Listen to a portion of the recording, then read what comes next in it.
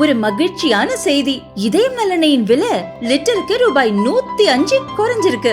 September 2023ல 1 litre இதயம் நல்லெண்ணெயின் அதிகபட்ச விலை ரூபாய் 503. ஆனா இப்ப 1 லிட்டர் இதயம் நல்லெண்ணெயின் விலை ரூபாய் 398 மட்டும்தான் தமிழ்நாட்டுல. அப்ப இனிமே எல்லாரும் இதயம் நல்லெண்ணெய் வாங்கலாம் இல்ல?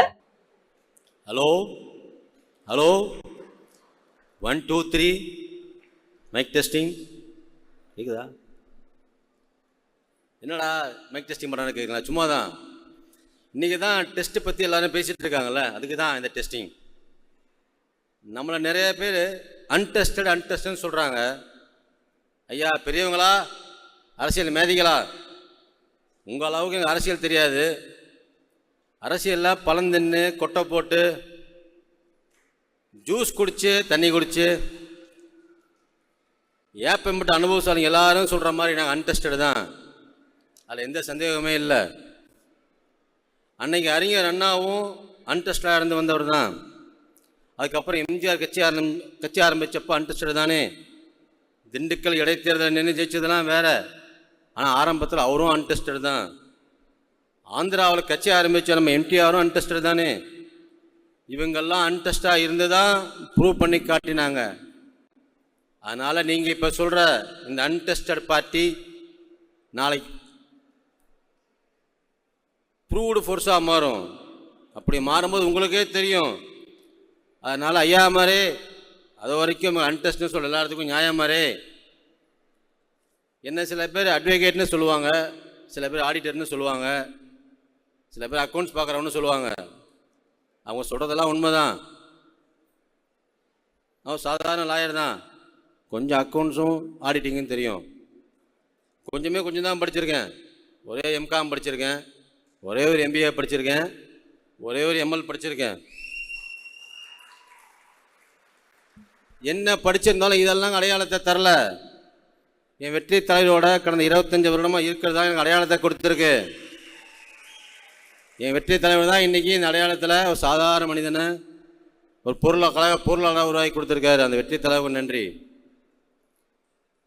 எங்கள் தலைவர் கூட இருந்து மனுஷங்களாக படிச்சிருக்கேன், வாழ்க்கையை படிச்சிருக்கேன். இப்போ தான் இந்த அரசியலில் படிக்க தொடங்கியிருக்கேன். ஒரு லாயராக கொஞ்சம் லாஜிக்காக ஒன்று சொல்லணும்னு ஆசைப்பட்றேன். ஆர்ட் ஆஃப் பாசிபிலிட்டிஸ் அதுவும் அரசியல் தான்.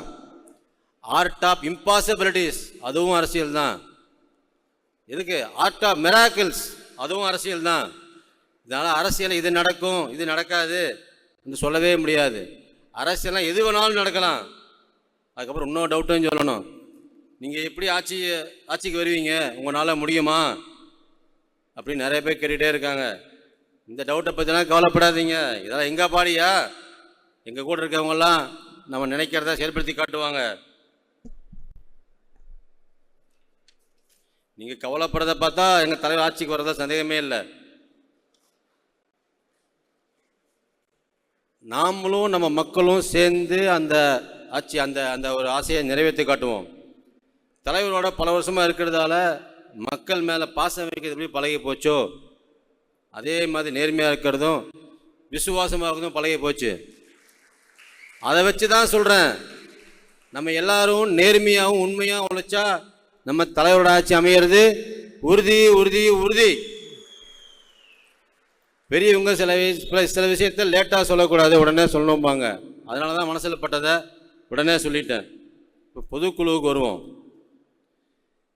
இந்த வெற்றியை நாளை சரித்திரம் சொல்லும். இப்படை தோற்கின் எப்படை வெல்லும். இந்த வரியைத்தான் இப்போ சொல்லணும்னு தோணுது. ஏன்னா அதுதான் நம்ம தலைவரோட இந்த படைக்கு பொருத்தமாக இருக்கும். பொதுக்குழுவில் தேர்தலில் நம்ம கட்சி நிற்கிறத பற்றி தீர்மானம் போடுவாங்கன்னு எல்லாரும் பார்த்துக்கிட்டு இருக்காங்க. தமிழக வெற்றி கழகம் எப்படி தேர்தலில் நிற்கிது, தனியாவா கூட்டணியாவா, அதெல்லாம் ஒரே பண்ணாதீங்க. நம்ம தலைவர் பார்த்துக்குவார். அவருக்கு தெரியும் எதை எந்த நேரத்தில் செய்யணும்னு. எங்கள் தலைவரோட வியூகம் எதுவாக இருந்தாலும் அது வெற்றி வியூகமாக தான் இருக்கும். அதில் சந்தேகமே இல்லை, டவுட்டே இல்லை. எவ்வளோ பெரிய கட்சியாக இருந்தாலும் நம்ம தமிழக வெற்றி கழகத்தை பார்த்து பயப்படுறாங்களா இல்லையா? அப்படின்னா நம்ம தமிழக வெற்றி கழகம் பெரிய கட்சி தானே. நம்மளை தமிழக வெற்றி கழகத்தை பெரிய கட்சி ஆக்கிட்டு வரவங்களுக்கு நன்றி. நம்ம இப்போ நிறைய பேர் வந்து பர்சன்டேஜ் பற்றி பேசுகிறோம், இவ்வளோ ஓட்டு கிடைக்கும் இவ்வளோ ஓட்டு கிடைக்காது அப்படின்னு. நம்ம கொஞ்சம் மாற்றி யோசிப்போமே. 2016 சட்டமன்ற தேர்தல், 2021 பார்லிமெண்ட், 2019 பார்லிமெண்ட்டு, 2021 சட்டமன்றம், 2024 நம்மளை இந்த பார்லிமெண்ட் தேர்தல், இந்த மாதிரி கடந்த 9-10 வருஷமாக நடந்த தேர்தல்லாம் கணக்கு போட்டு பார்த்தோம்னா மொத்தம் பதிவான ஓட்டுகளே மொத்தம் 72% தான் கிட்டத்தட்ட. அப்படி பார்த்தா பேலன்ஸ் 28% ஓட்டு போடாமையே இருக்காங்க. அவங்களுக்கெல்லாம் இங்கே இருக்கிற ஆட்சியை பிடிக்கல, பிடிக்காத ஓட்டு, அதுவும் அன்டெஸ்டட் தான். நம்ம எல்லாம் கொஞ்சம் கவனம் செலுத்தி நிதானமாக கரெக்டாக ஒர்க் பண்ணோம்னா அந்த ஓட்டுக்களையும் கான்சன்ட்ரேட் பண்ணாலே போதும், நம்ம தேவையான ஓட்டு சதவீதத்தை எடுத்துக்கலாம். அதை நம்ம என்ன பண்ணணும், ஒவ்வொரு வீட்டுக்கும் போய் அந்த ஓட்டுக்களை பூத்துக்கு கொண்டு வந்து போட வைக்கணும். இதெல்லாம் நம்ம நிர்வாகிகள் நம்ம சொல்கிறோமே, பூத்து மெம்பர்ஸ் எல்லாம் செய்யணும். எல்லாம் செய்யலாமா, செய்வோமா? நன்றி. எந்த ஒரு விஷயத்தையும் நம்பிக்கையாகவும் கணக்கு போட்டு செஞ்சாலே போதும், கணக்கு கரெக்டாக இருக்கும், மேட்ச் ஆயிரும். இன்னொரு முக்கியமான விஷயம், கோயம்புத்தூரில் சானிடரி நாப்கின் கம்பெனி வச்சுருக்கிற இந்தியாவின் பேட்மேன் என்று சொல்கிற என் நண்பர் ஒருத்தர் சொன்னார். அவர் அந்த பதிவுன்னு ஆசைப்பட்றேன். கவர்மெண்ட் ஸ்கூலில் படிக்கிற நிறையா பெண் குழந்தைகள், நம்ம பெண் குழந்தைகள் ஒரு கொடுமையான வேதனையை தினம் அனுபவிக்கிறாங்க. அவங்களுக்கு தினமும் டாய்லெட் போடுறது சுத்தமான கழிவறை இல்லை. அதை விட முக்கியம், அவங்களுக்கு மாதாந்திர பிரச்சனை எப்போ பேடு மாற்றக்கூட கதவோட சுத்தமாக இடமில்லை. இதெல்லாம் இந்த அப்பாச்சிக்கு தெரியுமா தெரியுதானே தெரியல. பேசிக் விஷயத்தை கூட கண்டுக்காத கவர்மெண்டா? நம்ம தலைவர் மகளிர் தின வீடியோவில் மகளிர் வீடியோவில் பேசிய பேச்சுக்கு மூச்சு வாங்க திணறி நிற்கிது இந்த டிஎம்கே கவர்மெண்ட். பொறுங்க, இப்போ தான் எங்கள் தலைவர் பேச ஆரம்பிச்சிருக்காரு, இன்னும் அடி வலுவாக விழும். நீங்கள் எங்கள் தலைவர்கிட்ட எங்கே எஸ்கேப் ஆக முடியாது. இப்போ ரீசெண்டாக சில பேருக்கு அடி விழுந்திருக்கும். அந்த மாதிரி அடியெல்லாம் சாதாரண அடிகள், இனிமேல் சம்மட்டி அடியாக விழும். நாங்களே இப்படி அடிக்கிறோம், நாங்களே இப்படி பேசணும் அப்படின்னா நம்ம தலைவர் அடி எப்படி இருக்கும்? வெறித்தனமாக இருக்கும். நம்ம அடிகளை விட, நம்ம தலைவர்கள் தொண்டர்கள் தோழர் அடியை விட நம்ம தலைவர் அடிகள் ஒவ்வொரு சூழ்நிலையும் ஒவ்வொரு சுச்சுவேஷன்லையும் வெறித்தனமாக இருக்கும். நீ நினைக்கிற மாதிரி எங்கள் வெளித்தலைவர் சும்மா, எங்கள் வெறித்தலைவர் கொஞ்சம் சாதாரணமாக இருக்கிறவர்ல, அவர் கொஞ்சம் வித்தியாசமானவர்.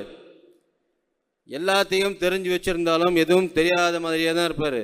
ஆனால் நேரம் வர்றப்ப தன்னோட விஸ்வரூபத்தை காட்டுவார். அதனால் சில பேர் எல்லைக்கோடு தாண்டி பேசுறதை கொஞ்சம் நிறுத்திக்கணும். சில பேர்னா யார், அந்த பேர் சொல்லணும்ல, அவங்க தான் அண்ணாமலையாரும் எச்ராஜாவும். அதாங்க அந்த அங்கிட்டு இங்கிட்டும் இல்லாத அந்த பெரிய மனுஷன். இந்த 2 பேரும் வெறும் சாம்பிள் தான். சில டிஎம்கே இன்வெஸ்டர்ஸும் இதில் இருக்காங்க. உங்கள் இன்டீசென்ட்டான பேச்சு ஏதோ நிறுத்திக்கோங்க. இது எச்சரிக்கை இல்லை, அன்பான ஆலோசனை. வழக்கம் போல் நம்ம பாஷையில் பேசுவோம். ஐயாத்துறை உங்கள் ஆட்சியில் எல்லாமே பொய்யாத்துறை, இதை சொன்னால் அவங்களுக்கு கோபம் வரும். ஆனால் அதுதானே உண்மை, மெய்யாத்துறை. அப்பான்னு அப்பப்பா அப்படின்னு 1000 பேர் கதறினாலும் இந்த அப்பாவுக்கு தப்பா கூட ஒரு தடவை திரும்பி பார்க்க மாட்டேங்கிறாரு. காரணம் என்ன தெரியுமா? அவர் கவனத்துக்கு மட்டுமல்ல, காதுக்கும் வரல. இது தப்பா இருக்கேப்பா, இப்படியே போனால் இந்த ஆட்சிக்கு வர எலெக்ஷனில் ஒரு தகர டப்பா கூட கிடைக்காதுப்பா. இப்போ அப்பா ஆச்சு ஏதாவது உருப்படியாக நடக்குதான்னு பார்த்தா ஒன்றுமே இல்லை. இங்கே லாவும் இல்லை, ஆர்டரும் இல்லை. அப்புறம் லா அண்ட் ஆர்டர் எப்படி சரியாக இருக்கும்? நம் வெற்றி தலைவர் இப்போ இந்த கட்சியோட பொதுக்குழு கூட்டியிருக்காரு. பொதுக்குழு முடிஞ்சதும் இனிமேல் நம்ம கட்சி ஃபுல் ஃபோர்ஸில் களத்தில் நிற்கும். அதுக்கான அறிவிப்பையும் வெளியிடுவார். அதெல்லாமல் தலைவர் பார்த்துக்குவார். இன்னும் இருக்கிறது 1 வருஷம்தான். அதுக்குள்ளே நம்ம எல்லாம் சின்சியராகவும் சீரியஸாகவும் சிவியராகவும் ஒர்க் பண்ணோம். உழைச்சி தான் ஆகணும். உழைப்பை தவிர வேறு எதுவும் இல்லை. நம்ம வெற்றி தலைவர் நம்ம எல்லாத்தையும் எப்படி அரவணைச்சு போகிறாரோ, நம்ம வழிகாட்டியாக இருக்காரோ, அதே போல் எல்லாத்துக்கும் தெரியும். அதே போல் கட்சி பொறுப்பில் இருக்கிற ஒவ்வொரு மாவட்ட நிர்வாகிகளும், ஒவ்வொரு உறுப்பினரும், ஒவ்வொரு கழகத்தின் தொண்டர்களும் எல்லாத்தையும் அரவணைச்சு ஒற்றுமையாக, சகோதரனாக, அண்ணனாக, தம்பியாக, தங்கையாக, குடும்பத்தில் ஒருவனாக ஒற்றுமையாக செயல்பட்டால் தான் 2026 தேர்தலை சந்திக்க முடியும். இதெல்லாம் நம்ம நிர்வாகிகளெல்லாம் மனதில் வச்சு சூழ்நிலையில் வரும்போது யாருடையும் அனைவருடனும் நம் கழகத்தை சார்ந்த உறுப்பினர் ஒவ்வொருடனும் தோழமையுடனும் ஒற்றுமையுடனும் குடும்பமாக பணி செய்ய வேண்டும்.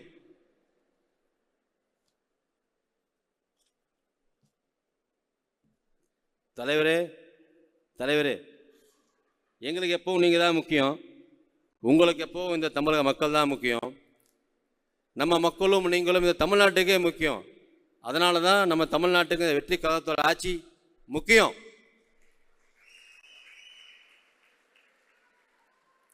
அதுக்காக நாங்கள் தயாராக இருக்கோம். நீங்கள் எங்களை ஆர்டரை போடுங்க தலைவரே. உங்கள் ஆணைக்கு கட்டுப்பட்டு ஒவ்வொரு சொல்லுக்கும் கட்டுப்பட்டு நீங்கள் சொல்கிறத சின்சியராக சீரியஸாக நிறைவேற்றி காட்டுறோம். லாஸ்ட் பட் நாட் லீஸ்ட், நம்ம தலைவர் ஸ்டைலில் ஒன்று சொல்லி என் உரையை முடிச்சுக்கிறேன். நம்ம வெற்றி தலைவர் எல்லாருக்கும் பஞ்சு டலாக பேசணும் மட்டும்தான் பார்க்குறாங்க. ஆனால் நம்ம வெற்றி தலைவர் பவரில் இருக்கிற சில பேரை, பவரில் இருக்கிற பல பேரை பஞ்சராக வந்தவர்னு பாவம் அந்த பால்வாடை குழந்தைகளுக்கு தெரியாது. 2026 தேர்தலில் அது நடக்க தான் போகுது. ஏன் சொல்கிறேன்னா, ஒன்று ட்ரெண்டு செட் பண்ணி ட்ராவல் பண்ணணும், இல்லைன்னா செட் ஆண்ட ட்ரெண்டில் ட்ராவல் பண்ணணும். ஒன்று ட்ரெண்டு செட் பண்ணணும், இல்லை செட் ஆண்ட ட்ரெண்டில் ட்ராவல் பண்ணணும்.